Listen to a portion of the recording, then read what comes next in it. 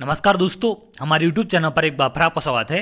आज मैं आपके लिए मध्य प्रदेश शिक्षक वर्ग 3 परीक्षा संबंधी एक और इम्पोर्टेंट जानकारी लेकर आया हूं। जैसा कि आप जानते हैं 9 दिसंबर से वर्ग 3 के डॉक्यूमेंट अपलोड होंगे, तो डॉक्यूमेंट वेरिफिकेशन को लेकर आप लोग के बहुत सारे कमेंट आते हैं। कुछ कमेंट मुझे यहाँ पर आपके ऐसे मिले हैं जिनमें आप लोग पूछना चाह रहे हैं कि होल्ड किस कंडीशन में किया जाता है, कौन कौन से डॉक्यूमेंट्स की वजह से होल्ड किया जाता है और डॉक्यूमेंट में क्या क्या गलती होने पर आपको होल्ड कर सकते हैं, और जिन अभ्यर्थियों को होल्ड किया जाता है बाद में उनका क्या होता है, क्या उनको काउंसलिंग से बाहर कर देते हैं या फिर दोबारा कंसीडर किया जाता, इन सब के बारे में आपको कंप्लीट जानकारी देने वाला हूं।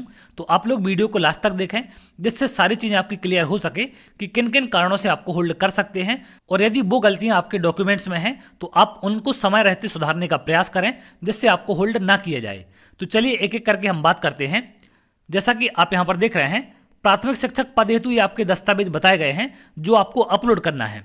तो सबसे पहली बात तो आपको ये याद रखनी है कि जो भी डॉक्यूमेंट्स आप अपलोड करेंगे वही डॉक्यूमेंट्स आपको ऑफलाइन वेरिफिकेशन में लेकर जाने हैं। आप ये गलती ना करें कि आप ऑनलाइन में कोई और सा डॉक्यूमेंट अपलोड करते हैं और ऑफलाइन के टाइम पर कोई और सा ले जा रहे हैं। दोनों डॉक्यूमेंट्स आपके सेम होने चाहिए जो आपने अपलोड किए हैं और जो आप ऑफलाइन के टाइम पर ले जाएंगे। इस बात का विशेषकर ध्यान रखना है। अब यहाँ पर सबसे पहला है 10वीं और 12वीं की मार्कशीट। तो 10वीं 12वीं की मार्कशीट को लेकर बहुत सारे अभ्यर्थियों के साथ दिक्कत है। किसी के स्पेलिंग मिस्टेक है, किसी के में स्पेस अलग से आ गया है, स्पेस हट गया है, या फिर सरनेम अलग से ऐड हो गया है, सरनेम हट गया है। तो विभाग की तरफ से कुछ इंस्ट्रक्शन जारी किए गए हैं कि यदि आपके डॉक्यूमेंट्स में छोटी छोटी गलतियां हैं तो उनको मान्य किया जाए। जैसे कि एक आदेश जारी किया गया था, अगर आप यहाँ देखें, सत्यापन के दौरान केवल सारभूत कारणों से किसी दस्तावेज को अमान्य किया जा सकता है। सामान्य टंकर त्रुटि बरतनी अक्षर विन्यास के आधार पर किसी दस्तावेज को अमान्य न किया जाए। विवाह के कारण होने वाले उपनाम में परिवर्तन के आधार पर किसी दस्तावेज को अस्वीकार नहीं किया जा सकता। इसी प्रकार परंपरा के अनुसार पिता अथवा पूर्वजों के नाम उपनाम को आधार बनाकर दस्तावेज को अस्वीकार नहीं किया जाना चाहिए। किसी भी प्रकार के विरोधाभासी स्थिति में वरिष्ठ कार्यालय से आवश्यक मार्गदर्शन प्राप्त किया जा सकता है। तो यहाँ पर ये छोटी छोटी सी जो आपकी गलतियां हैं, जैसे स्पेलिंग मिस्टेक है, और यदि शादी के बाद आपका सरनेम चेंज हो जाता है तो उसे भी यहाँ पर कंसीडर किया जाएगा। उस आधार पर बाहर आपको नहीं कर सकते कि शादी के चलते आपका सरनेम चेंज हो गया है, लेकिन आपको एफिडेविट बनवाना है क्योंकि आपको क्लियर लिखा हुआ है जो आपके डॉक्यूमेंट्स हैं। इसमें आप लास्ट का पॉइंट देखेंगे तो यहाँ पर लिखा हुआ है कि यदि आपके नाम और उपनाम इनमें परिवर्तन होता है तो आप इसके लिए शपथ पत्र बनवाकर उसको आपको अपलोड करना पड़ेगा। तो ये आपको अपलोड करना है, इसलिए आपको इसे बनवाना पड़ेगा। तो जो छोटी छोटी गलतियां हैं, स्पेलिंग मिस्टेक है, इन सबको लेकर भी आप एफिडेविट जरूर बनवाएं। हो सकता है वहां पर कुछ अधिकारी कंसीडर नहीं करते हैं, तो वहां पर अगर आप एफिडेविट लगाएंगे तो आपको कंसीडर कर लिया जाएगा। अगला है स्नातक उपाधि की अंक सूची। सभी सेमेस्टर या सभी वर्षों की यहाँ पर आपसे मांगी गई है।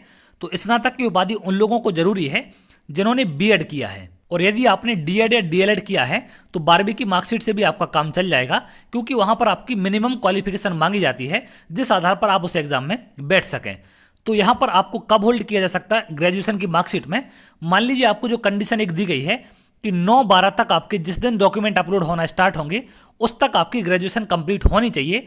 तो जिनका लास्ट ईयर चल रहा है या जिनका रिजल्ट नहीं आया है उनको यहाँ पर होल्ड किया जा सकता। और यहाँ पर एक चीज़ और आपको दी गई है कि सभी मार्कशीट मांगी गई है। तो जिनसे सभी मार्कशीट मांगी गई है और यदि आप मार्कशीट सारी नहीं लगाते हैं तो भी आपको यहाँ पर होल्ड किया जा सकता है। अब इसके बारे में मैं आपको लास्ट में बताऊंगा कि होल्ड होने के बाद उनका क्या होता है। अगला पॉइंट है आरक्षण का लाभ प्राप्त करने वाले अभ्यर्थी। तो सबसे ज्यादा कैंडिडेट जो होल्ड किए जाते हैं वो होते हैं आरक्षण वाले। अब यहाँ पर बहुत सारे अभ्यर्थी ऐसे होते हैं जिन्होंने पहले फॉर्म भरते time OBC, EWS, SC, ST select कर दिया था, लेकिन अब उनके पास सर्टिफिकेट नहीं है या गलती से उनके द्वारा सिलेक्ट हो जाता है तो उनको यहाँ पर होल्ड कर दिया जाता। अब होल्ड करने का सबसे बड़ा कारण ये है कि जो आपका रिजल्ट तैयार किया जाता है वो उसी कैटेगरी के हिसाब से तैयार हो जाता है जो आपने फॉर्म भरते टाइम सिलेक्ट की थी, और उस कैटेगरी से यदि आपका रिजल्ट बन जाता है तो आगे का कट ऑफ, आगे की लिस्ट, आपकी सारी चीज़ें उसी हिसाब से चलती हैं।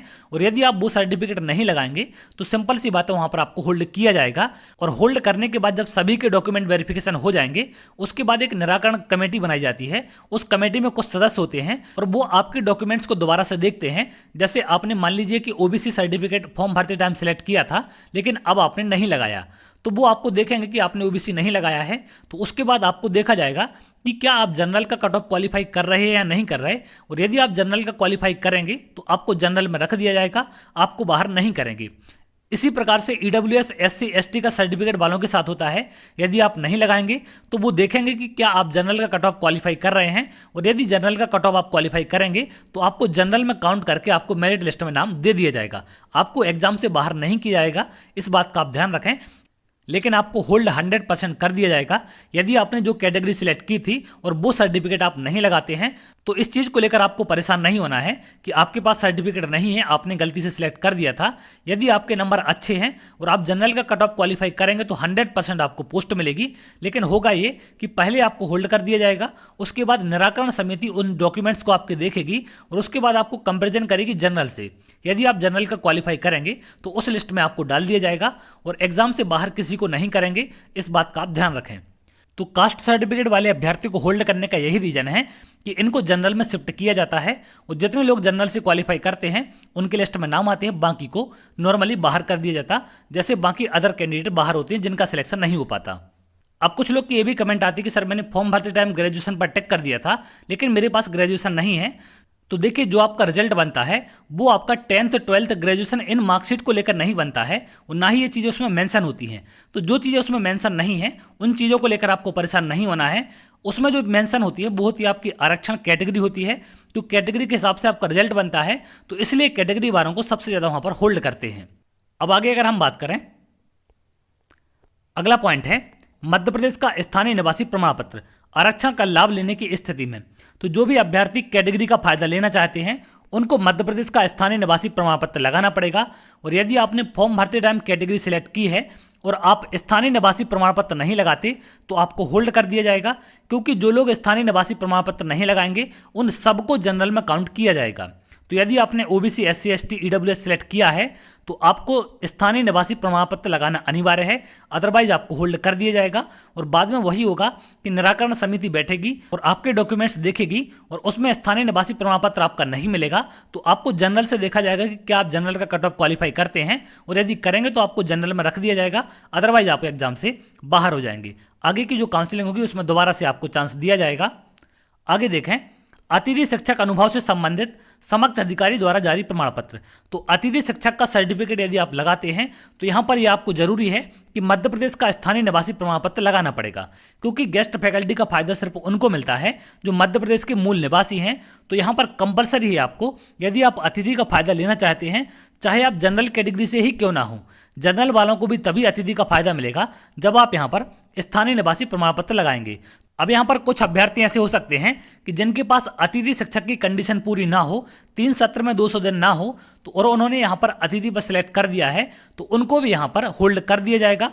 अगला पॉइंट अगर आप देखें, दिव्यांगता भूतपूर्व सैनिक की स्थिति में अधिकारी द्वारा समक्ष वैध या नवीनतम डिजिटल प्रमाण पत्र होना चाहिए। तो ये कम से कम 40% का आपके पास फिजिकल हैंडीकैप का सर्टिफिकेट होना चाहिए, तभी आपका मान्य किया जाएगा। एक्सपायर वाला आप अपलोड कर देते हैं तो वहां पर भी आपको मान्य नहीं किया जाएगा, उसमें आपको होल्ड कर दिया जाएगा। होल्ड करने के बाद वही नॉर्मल प्रोसेस आपकी भी रहेगी जैसी बाकी सबकी है। अगला है बीएड की अंक सूची सभी सेमेस्टर या सभी वर्षों की, ऐसे डीएलएड की अंक सूची आपसे सभी सेमेस्टर सभी वर्षों की मांगी गई है। तो जो भी चीज़ें आप यहाँ पर नहीं लगाएंगे उनके चलते आपको होल्ड कर दिया जाएगा। और यदि आप रनिंग में हैं और 9-12 तक आपकी ग्रेजुएशन या आपके डिग्री डिप्लोमा कंप्लीट नहीं होते हैं तो आपको होल्ड कर दिया जाएगा, क्योंकि कंडीशन रखी गई है 9-12 तक आपके कंप्लीट होने चाहिए। तो ये तमाम कंडीशन है जिसके चलते आपको होल्ड किया जा सकता है। छोटी छोटी जो भी आपकी गलतियां हैं उनको कंसीडर कर लिया जाता, लेकिन कोई भी आपकी छोटी गलती हो या बड़ी गलती, आप उसके लिए एफिडेविट जरूर बनवाएं जिसके चलते आपको कंसीडर किया जा सके और वहां पर आपको होल्ड ना करें। तो इन बातों का आप ध्यान रखेंगे, आप लापरवाही वहां पर ना करें कि कोई डॉक्यूमेंट्स आप शौक से अपलोड नहीं कर रहे हैं, उसके चलते आप होल्ड हो सकते हैं और आगे उसका खामियाजा आपको भुगतना पड़ सकता है। तो जो भी आपने फॉर्म भरते टाइम सिलेक्ट किए थे या जो भी आपने फॉर्म में भरा है उसी के अकॉर्डिंग आप सारे डॉक्यूमेंट्स यहाँ पर अपलोड करेंगे, और यदि अपलोड नहीं करेंगे तो आप होल्ड हो सकते हैं। तो आपके डॉक्यूमेंट्स को लेकर छोटी मोटी जो भी मिस्टेक हैं आप सभी डॉक्यूमेंट्स के लिए एफिडेविट बनवा सकते हैं, और यदि एक से ज़्यादा मिस्टेक आपके डॉक्यूमेंट्स में है तो एक ही एफिडेविट में आप उनको अलग अलग मेंशन करवा दें कि इस डॉक्यूमेंट में ये दिक्कत है, इसमें ये दिक्कत है, तो एक ही एफिडेविट में आपकी सारी चीज़ें वहाँ पर मान्य कर ली जाएंगी। तो बहुत कम अभ्यर्थी ऐसे होते हैं और बहुत रेयर केस में होल्ड किया जाता, ऐसा नहीं है कि वो किसी भी अभ्यर्थी को होल्ड कर देंगे। छोटी मोटी गलतियां आपकी कंसीडर कर ली जाती हैं। जैसा कि आपने विभाग का आदेश देखा, यहाँ पर क्लियर कहा गया है कि शादी के कारण यदि उपनाम परिवर्तन भी हो जाता है तो भी इनको होल्ड ना किया जाए या इनको बाहर ना किया जाए, कंसीडर किया जाए। उसके बाद भी आपको एक इंस्ट्रक्शन दिया गया है कि यदि आपका सरनेम चेंज होता है तो यहाँ पर आपको एक एफिडेविट अपलोड करना है, जिसके चलते कोई भी प्रॉब्लम आपको नहीं होगी, ना ही आपको होल्ड किया जाएगा। और बहुत कम केस ऐसे हैं जिनको बाहर किया जाता है। निराकरण समिति जो आपकी बनती है वो अधिकांश लोगों को कंसीडर कर लेती हैं। और एक दिन मैंने आपको वीडियो बनाया था जिसमें मैंने आपको और भी कंडीशन बताई थी कि यदि अभ्यर्थी डॉक्यूमेंट अपलोड करने में कोई गलती कर देते हैं और वहां पर आप ओरिजिनल सही डॉक्यूमेंट दिखाते हैं तो भी आपको कंसीडर कर लिया जाता। तो डिपार्टमेंट की तरफ से बहुत सारी राहत आपको डॉक्यूमेंट्स को लेकर दी गई हैं। उसके बाद भी यदि आप जानबूझकर कोई गलती करते हैं तो 100% की आपको होल्ड कर दिया जाएगा। तो आप इन चीज़ों का ध्यान रखें, कोई भी ऐसी गलती आपको नहीं करनी है जिसके चलते आपको होल्ड किया जाए। तो यदि आप में से कोई अभ्यर्थी होल्ड हो जाता है तो आपको ना तो ज़्यादा परेशान होना है और ना ही घबराना है, क्योंकि निराकरण समिति अधिकांश केस में आपको कंसीडर कर लेती है। बहुत ही रेयर कंडीशन ऐसी होती हैं जब आपको बाहर किया जाता है। यदि आपके डॉक्यूमेंट्स फर्जी पाए गए या आप वो क्वालिफिकेशन ही नहीं रखते हैं जिसके आधार पर आपने फॉर्म भरा था, तो आपको वहाँ पर बाहर कर सकते हैं। जैसे मान लीजिए आपकी बीएड कंप्लीट ही नहीं है और आप वहाँ पर वेरिफिकेशन के टाइम पहुँच गए हैं, या आपकी ग्रेजुएशन कंप्लीट नहीं है, आपने बीएड किया है, तो ऐसी कुछ कंडीशन हैं जो विभाग की तरफ से आपको बताई गई हैं कि इस तारीख तक आपकी कंप्लीट होना चाहिए। और यदि वो सारी चीज़ें आपकी नहीं होंगे तो 100% आपको बाहर कर दिया जाएगा। और इसके अलावा कुछ और ऐसी कंडीशन आपकी बन जाती हैं जिनको अधिकारी सही से नहीं समझ पाते या उनको समझ में नहीं आता कि इनका क्या किया जाए, तो उस कंडीशन में भी कभी कभी आपको होल्ड कर देते हैं। बाद में निराकरण कमेटी जब बनती है तो उसमें ज़्यादा लोग होते हैं, वो ज़्यादा लोग अगर उस पर डिस्कशन करते हैं तो वहाँ पर उसका कोई ना कोई सॉल्यूशन जरूर निकलता है। तो अकेले डिसीजन ना लेकर वो निराकरण समिति से डिसीजन लेने के लिए आपको कभी कभी होल्ड कर देते हैं। इसलिए आप इस चीज़ को लेकर ज़्यादा परेशान ना हो।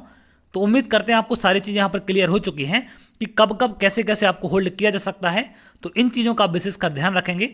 तो अगर आप ऐसी जानकारी चाहते हैं तो हमारे चैनल के साथ जुड़ सकते हैं, जिससे और भी इंपॉर्टेंट अपडेट आपको मिल सके। तो चलिए बहुत जल्द अगली वीडियो मिलेंगे, तब तक के लिए बहुत बहुत धन्यवाद।